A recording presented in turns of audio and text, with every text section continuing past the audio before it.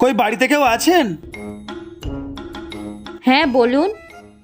নমস্কার, আমরা পৌরসভা থেকে জনগণনার জন্য এসেছিলাম। আপনার নামটা কি জানতে পারি? আমার নাম মৌসুমি। আপনার কি বিয়ে হয়ে গেছে? হ্যাঁ, আমার বিয়ে হয়ে গেছে। আচ্ছা, আপনার স্বামীর বয়সটা একটুখানি বলবেন? আমার স্বামী মারা গেছে 10 বছর হয়ে গেছে।